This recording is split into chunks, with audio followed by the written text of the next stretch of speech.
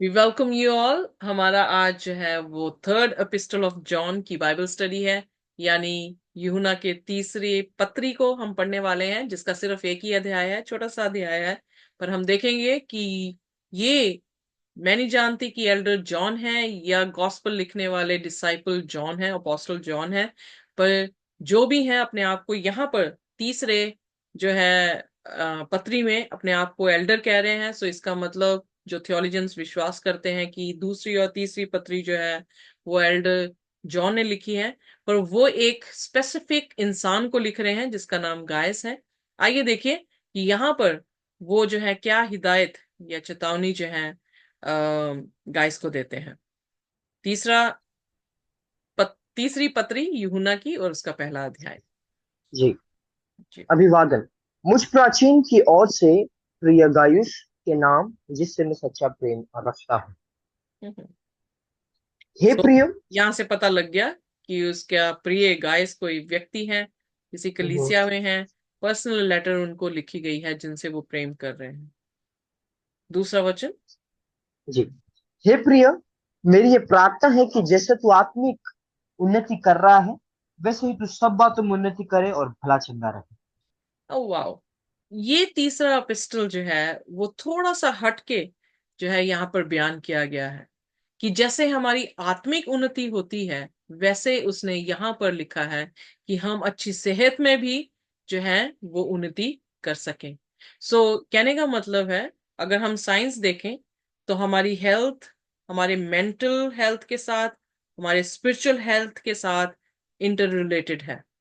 अगर for instance किसी कारणवश मेरे सिर में दर्द हो रहा हो, तो मैं बिल्कुल भी खुदा के कलाम पर अपनी तवज्जो दे नहीं पाऊंगी, क्योंकि मेरा मेंटल भी जो है वो हेल्थ कॉम्प्रोमाइज पे आ जाएगी। और उसी तरह से हम देख रहे हैं उसके संबंध जो स्पिरिचुअल है हमारी लाइफ, वो भी कॉम्प्रोमाइज में आ रही है। So they the three dimensions are inter related, ये जो है एक दूसरे से इतने जुड़े हैं। इसीलिए यहाँ पर एल्डर जॉन जो है गाइस को जब खत लिख रहे हैं, मुझे नहीं मालूम कि वो उन्होंने सेहत की बात यहाँ पे क्यों की है, बट यहाँ पर देखने को मिलता है कि जब वो उन्नति कर रहे हैं आत्मिक, तो यहाँ पर उन्हें ये भी कहा गया है कि काश, मतलब एक तरह की दुआ है, you may be in good health और just as it is well with your soul. तीनों डायमेंशंस को यहाँ पर कहा गया है कि तीनों डायमेंशंस यहाँ पे दिख रहे हैं जो कि इंटर रिलेटेड हैं। और इसलिए एक चीज को ही ना फोकस किया जाए, बल्कि तीनों चीजों को फोकस करना बहुत जरूरी है। हमारी हेल्थ, गुड हेल्थ होना बहुत ही जरूरी है, जो हमें मानसिक तौर से, हमें आत्मिक तौर से जो है अपने साथ उन्नति में लेकर जाता है। आइए फिर उसके बाद तीसरे वचन में क्या कह रहे हैं। जी। क्योंकि जब भाइयों ने आकर तेरे उस सत्य की गवाही दी जिस पर तू सचमुच चलता है तो मैं बहुत ही आनंदित हुआ। तो ये सचमुच में बहुत ही खुशी की बात होती है कि जब कोई प्रचारक किसी कलीसिया को प्रचार करे और उस कलीसिया में तब्दीली देखे, और उस कलीसिया में वही जोश देखे जैसा एक प्रचारक के पास जोश हो, तो उसके लिए यही सबसे बड़ा जो है वो उसका इनाम है। उसकी जॉय, उसकी खुशी जो है उसका इनाम है, जो उसने मेहनत करके इस खुशी को पाया है। और इसलिए वो भी खुश है, जॉन एल्डर, कि जब वो देख रहे हैं कि he is walking in the truth. फिर चौथे वचन में मुझे इससे बढ़कर और कोई आनंद नहीं कि मैं सुनूं कि मेरे बच्चे सत्य पर चलते हैं। अ, पता नहीं क्यों एल्डर जॉन की इस पत्री को ऐसा लगता है जैसे खुदा ही अपनी अपने बच्चों से बात कर रहा है। जैसे यस। खुदा ही कह रहा है कि इससे बढ़कर मेरा कोई जॉय नहीं है कि जब मैं तुम्हें देखता हूं कि तुम सत्य में चलते हो। सत्य क्या है? परमेश्वर है। तुम परमेश्वर में चलते हो। उस सत्य क्या है? उसका कलाम है। तुम कलाम में चलते हो। सत्य क्या है? उसका आत्मा है। तुम उसके आत्मा में चलते हो। सो जब हम चल रहे होते हैं तो हम खुदा को खुशी देते हैं। इसीलिए अय्यूब की किताब में उसके पहले अध्याय में खुदा ने बड़े फक्र से शैतान से कहा कि क्या तूने धरती पर मेरा दास अय्यूब देखा है? क्योंकि मेरे ख्याल से खुदा का भी खुशी का ठिकाना नहीं होगा जब वो अय्यूब को देखता होगा। और शैतान पलट के उसे जवाब देता है, क्योंकि तूने उसे इतनी आशीषें दे रखी हैं, इन अदर वर्ड्स तू ब्राइब कर चुका है उसे इतना कि वो इसलिए तेरी पूजा करता है, पर अगर तू सब कुछ ले ले तो वो तेरा इनकार करेगा। आई एम जस्ट पैराफ्रेजिंग कहानी को। तो प्रभु यीशु मसीह परमेश्वर ने कहा ठीक है, ट्राई कर ले। तुझे लगता है कि मैं आशीषें दे रखी हैं इसलिए वो मेरा नाम ले रहा है, तो उसकी आशीषें उठा ले। प्रेज द लॉर्ड कि अय्यूब ने खुदा की निंदा नहीं की। उसने प्रूव किया कि वो खुदा की दी हुई आशीषों से प्रेम नहीं करता, वो खुदा से प्रेम करता है। और अगर वो आशीष रहे चाहे ना रहे, वो खुदा की निंदा कभी नहीं करेगा, उसके नाम को वो मुबारक ठहराएगा। So what a joy.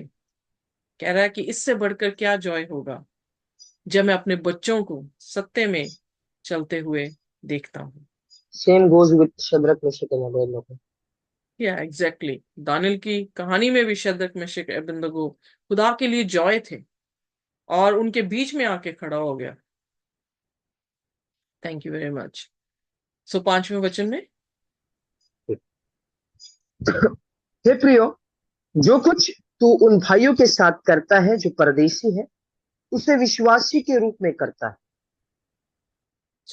ये तो हमने बाइबल के प्रिंसिपल में सीखा ही है कि स्ट्रेंजर्स हो, एनिमी हो, हमें उनके साथ किस तरह से बिहेव करना चाहिए। बाइबल में लिखा तू अपने दुश्मन से भी क्या कर, प्रेम कर। सिर्फ कहा ही नहीं, यीशु मसीह ने करके दिखाया कि यीशु मसीह जब मर रहे थे, जब इतनी सताहट दे चुके थे, उन्होंने यही दुआ की, हे पिता इन्हें माफ कर क्योंकि ये नहीं जानते कि क्या करते हैं। इसलिए स्टिफनस ने भी वही चीज कही 34 एडी में। जब उसे पत्रवा किया गया उसने भी ये कहा, हे पिता इन्हें माफ कर क्योंकि ये नहीं जानते कि ये क्या करते हैं। सो सिर्फ यीशु मसीह का व्यवहार नहीं था, बल्कि जितने उस पर विश्वास लेकर आए उनका भी व्यवहार यही था कि वो किसी से नफरत नहीं करते थे, वो सभी से प्रेम करते थे, अपने परिश्रम में थे। उनका जॉय, उनकी खुशी, उनकी जिंदगियों में आत्मिक उन्नति, शारीरिक उन्नति को देखकर जो है वो मिलती थी। इसलिए यहाँ पे भी वो यही कह रहा है कि हम अपने दोस्तों के लिए नहीं बल्कि स्ट्रेंजर्स के लिए भी हम फेथफुली उनके साथ रहें। और छठवें वचन में, उन्होंने कलीसियाओं के सामने तेरे प्रेम की गवाही दी है। हालेलुया। यदि तू उन्हें उस प्रकार विदा करेगा जिस प्रकार परमेश्वर के लोगों के लिए उचित है, तो अच्छा करेगा।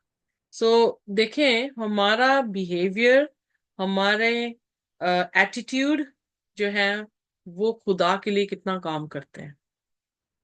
लोग हम में जब यीशु को देखते हैं तो उसकी गवाही जाकर देते हैं।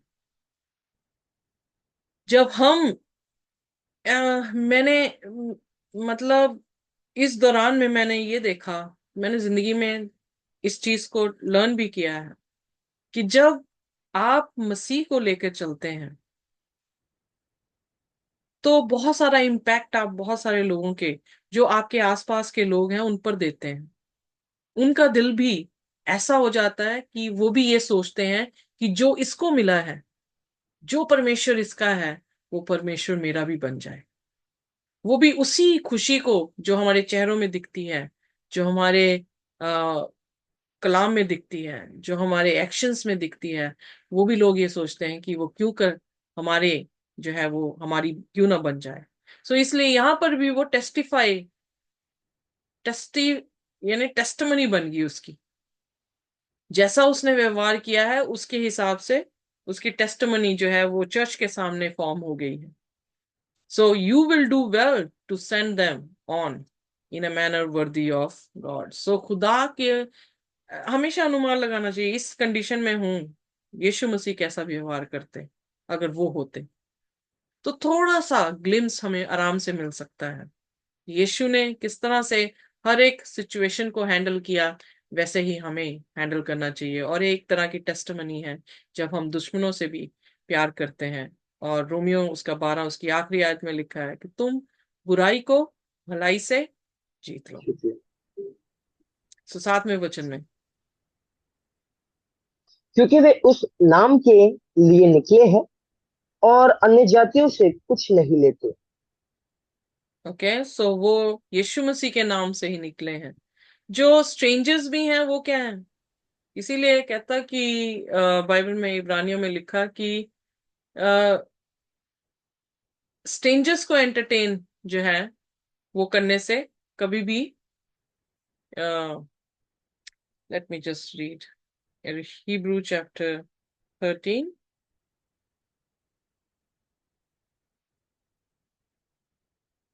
and second verse, be not forgetful to entertain strangers, for thereby some have entertained angels unawares. Hindi में पढ़ दे, बहुत ही खूबसूरत आयत है। इब्रानियों उसका 13 और उसकी दूसरी आयत। पहली आयत से ठीक। पढ़ दें, पहली आयत से पढ़ दें। ठीक। भाईचारे की प्रीति बनी रहो, भाईचारे की प्रीति बनी रहे, पहिनाई करना ना भूलना, क्योंकि इसके द्वारा कितनों ने अनजाने स्वदूतों की पहनाई की। सो हम इब्राहिम की कहानी को देखें तो वहां पर भी जो है दो फरिश्ते यीशु मसीह आए, स्ट्रेंजर की तरह थे, पर उसने उनकी क्या की? मेहमान नवाजी की। क्या बरकत मिली कि तेरे से पुत्र जो है सारा के जरिए से जो है वो पुत्र होगा, उसका नाम इसहाक रखना। सो जब लूत देखता है कि वो चले आ रहे हैं, लूत के लिए भी वो स्ट्रेंजर्स थे, पर लूत ने क्या किया? उन्हें अपने घर में बुलाया। और जो कि पूरी सुदूम और गोमरा जो था वो आग और गंधक से खत्म हो गया, लूत और उसके बच्चे जो हैं वहां से निकाल दिए गए। सो इसलिए कहता, बहुत सारे लोगों ने स्ट्रेंजर्स की मेहमान नवाजी की है। और क्या हुआ है? उन्होंने ना जानते हुए उन्होंने किसकी मेहमान नवाजी कर दी? स्वदूत। फरिश्तों की, यानी खुदावंद की। तो इसीलिए खुदावंद जो है मत्ती उसके 25 में कहते हैं, जब भेड़ों को बकरियों से लग करके, जब मैं भूखा था तुमने मुझे खाना दिया। तो पूछने लगे कि प्रभु कब? तो उसने कहा, जो कुछ भी तुमने छोटे से छोटे के साथ किया वो तुमने मेरे साथ किया। सो इसलिए यहां पर हम देखते हैं कि वो अनजाने भी कैसे निकले हैं, प्रभु यीशु मसीह की सेवकाई के लिए जो है वो निकले हैं, ताकि वो किसी तरह से भी सपोर्ट ना लें नॉन बिलीवर से। सो इसलिए सचेत रहें कि हम अगर अनजाने भी हैं और मसीह के नाम से हैं तो हम उनकी जो है वो पैरवी करें या उनकी मेहमान नवाजी कर सकें। सो 8वां वचन। इसलिए ऐसो का स्वागत करना चाहिए, जिससे हम भी सत्य के पक्ष में उनके सहकर्मी हैं। So we need to support each other, we need to love each other. हमें एक दूसरे से प्रेम करना है, हमें एक दूसरे की केयर करनी है, हमें एक दूसरे के को वर्कर बनकर रहना है। कोई ये नहीं कि कोई बड़ा है या छोटा है, सब हम क्या हैं? एक हैं। वी आर द को worker with the truth, truth Jesus. हम यीशु मसीह के साथ सहकर्मी हैं। और इसलिए हमें एक दूसरे की क्या करनी है? सपोर्ट जो है वो करनी है। अगर हम ही ना सपोर्ट करेंगे तो क्या दुश्मन आके सपोर्ट करेगा हमारी? नहीं। दुश्मन तो ऑलरेडी खिलाफत से है, खिलाफत में है।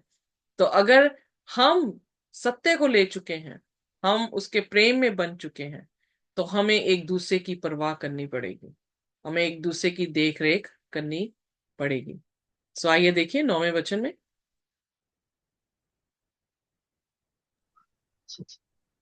मैंने कलीसियाओं को कुछ लिखा था, पर ड्यूटीफेस जो उनमें बड़ा बनना चाहता है, हमें ग्रहण नहीं करता।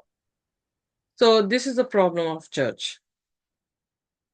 चर्च में ये खारबाजी जो है वो आ जाती है कि प्रथम कौन है, मैं बड़ा हूं, ये छोटा है।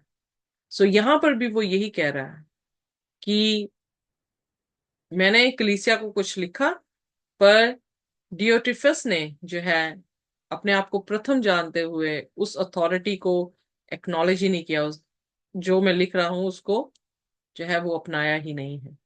तो उसके कारण क्या हुआ? एक तो बैर हुआ, सपोर्ट नहीं दी एक दूसरे को, और फिर परमेश्वर के प्रेम से वो जो है क्या कह सकते हैं, भरे नहीं गए, चूक गए। सो इसलिए यहाँ पर एक ऐसे व्यक्ति के बारे में जिक्र कर रहा है जो पता लग रहा है कि चर्च में ऐसे भी व्यक्ति होते हैं, और इसीलिए यीशु मसीह न्याय कर रहे हैं, क्योंकि चर्च में प्रोफेस और प्रिटेंशन करने वाले भी हैं, और चर्च में ट्रू बिलीवर भी हैं। तो यीशु मसीह यही न्याय कर रहा है कि कौन उसके हैं। इसीलिए मत्ती 7 में जब यीशु मसीह कह रहे हैं, बहुत लोग हे प्रभु कहेंगे, पर मैं उनसे कह दूंगा कि मैं तुम्हें जानता ही नहीं हूं। सो हे प्रभु कौन कह सकता है? क्रिश्चियन ही कहेगा। पर खुदावन यीशु मसीह उसे जानता नहीं है। जो प्रकाशित वाक्य में है वो भी क्रिश्चियन ही है, पर क्या हो रहा है? दो में स्प्लिट हो रहे हैं, एक वो जो कि ट्रू है, दूसरे वो जो प्रिटेंशन है या इम्प्योर है, उनको जो है बाइबल दिखा रही है। सो इसलिए इस कलीसिया में भी ये समस्या है। और उसके बाद 10वें वचन में क्या कहता है? इसलिए जब मैं आऊंगा तो उसके कामों की जो वह कर रहा है सुधि दिलाऊंगा, कि वह हमारे विषय में बुरी बुरी बातें बकता है और इस पर भी संतोष ना करके आप ही भाइयों को ग्रहण नहीं करता, और उन्हें जो ग्रहण करना चाहते हैं मना करता है और कलीसियाओं से निकाल देता है। सो क्या यीशु मसीह आकर ऐसे लोगों को, जिसका चरित्र यहाँ पर यूहन्ना लिख रहा है, क्या ऐसे लोगों का न्याय नहीं करेगा? पहली बात, उन्होंने खुद ब खुद अपनी उस सच्चाई को ग्रहण नहीं किया। फिर जो ग्रहण करना चाह रहा है उनको ग्रहण नहीं करने दे रहे। तो इसलिए यूहन्ना क्या कह रहा है? अब मैं खुद आऊंगा। सो अब यीशु मसीह खुद आएंगे। अभी तक 7 कलीसियाओं में यीशु मसीह डिफरेंट डिफरेंट तरीके से डिफरेंट डिफरेंट लोगों के जरिए से अपनी जजमेंट दे रहे थे, पर अब लास्ट जजमेंट खुदावन यीशु मसीह खुद आकर जो है वो देंगे। And this will be the last and final judgement. उसके बाद कोई जजमेंट करने की जरूरत नहीं पड़ेगी, क्योंकि ना पाप रहेगा और ना पाप का इंस्टिगेटर जो है वो वापस आएगा। तो उसके बाद 11वें वचन में किस तरह से कह रहे हैं? हे प्रिय, बुराई के नहीं पर भलाई के अनुयायी हो। जो भलाई करता है वह परमेश्वर की ओर से है, और जो बुराई करता है उसने परमेश्वर को नहीं देखा। हालेलुया। सो यहाँ पर जो है फिर वो कंक्लूजन में आ गए हैं कि किसको इमिटेट करना है, बुराई को या भलाई को।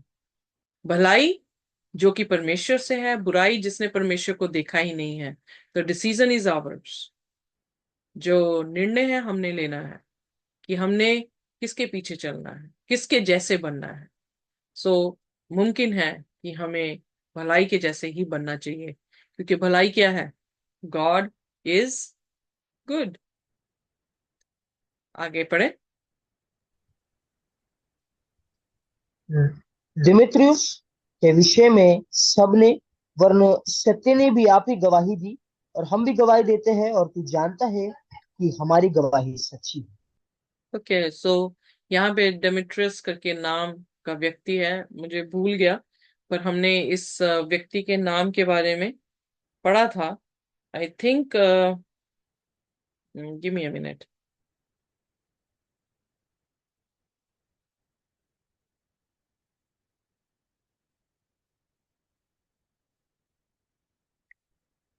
पौलुस की पत्रियों में ही है इसका नाम, और उसकी भी साक्षी दे रहे हैं। तो इसका मतलब कि वो भला इंसान है, क्योंकि उसकी साक्षी जो है वो कह रहा है कि सत्य है। तो आगे पढ़ दें प्लीज, 13वां वचन। ठीक। मुझे तुझको बहुत कुछ लिखना तो था, ओ ओ पर सत्याही और कलम से लिखना नहीं चाहता। ओके, यहाँ पर भी वो यही कह रहे हैं कि okay wait a minute. So no, मुझे याद आ गया। डेमिट्रियस जो है वो शख्स हैं, प्रेरितों के काम उसका 19 उसकी 23 आयत में। जबकि इफसस की कलीसिया में डायना के जो बना रहे थे, बुत बनाया जा रहा था। सो उसका नाम जो था डिमिट्रियस था। तो यहां पर वो कह रहा है everyone has testified favourably about Demetrius. पर वो डिमिट्रियस जो है वो पौलुस को बुरा भला कह रहा था, पर यहाँ पर जो डिमिट्रोस है उसके बारे में जो है फेवरेबली बात कर रहा है। सो आई थिंक ये व्यक्ति जो है वो डिफरेंट है, क्योंकि दो जगह पर ये सेम ही नाम जो है वो दिया गया है, पर दोनों के काम बिल्कुल कॉन्ट्रास्ट में है। वहां पर इप्सिस की डायना को बनाने वाला डिमिट्रियस है, यहाँ पर डिमिट्रियस जो है वो आ, सच्ची गवाही देने वाला है, क्योंकि यहाँ पर जॉन उसको फेवरेबल कह रहा है। जॉन उसकी गवाही दे रहा है कि वो जो है वो सही है, और क्योंकि उसकी गवाही सत्य है। सो इसलिए बी केयरफुल कि दो बार ये नाम जो है वो बाइबल में आए हैं डिमिट्रियस, और दोनों जो है कॉन्ट्रास्ट करेक्टर के हैं। एंड बट जॉन जिसकी बात कर रहा है उसकी गवाही सच्ची है। अब 13वीं आयत, सॉरी कि मैं पेन और इंक से नहीं लिखना चाह रहा, तो यहां पर भी वो यही कह रहा है कि मैं तुम्हें देखने के लिए जल्द आता हूं, ताकि हम जो है रूबरू बात कर सकें। फिर 15वें में उसने जो है इस खत को खत्म किया, और उसी सलाम के साथ जो है वो खत्म कर रहा है जो आमतौर से वो करते हैं। पढ़ते मेरे साथ। 14 14 वर्स, राइट? ओके, आपने नहीं पढ़ी तो पढ़ते हैं 14, कोई बात नहीं। पर मुझे आशा है कि तू पर मुझे आशा है कि तुझसे शीघ्र भेंट करूंगा, तब हम आमने सामने बातचीत करेंगे। हम्म। तुझे शांति मिलती रहे। यहाँ के मित्र तुझे नमस्कार कहते हैं। वहां के मित्रों से नाम लेकर नमस्कार कह देना। सो यहाँ पर जो है वो इस खत को खत्म करते हैं शांति के साथ और सलाम के साथ, और उन सभी को ग्रीटिंग्स जो है वो भेजते हैं।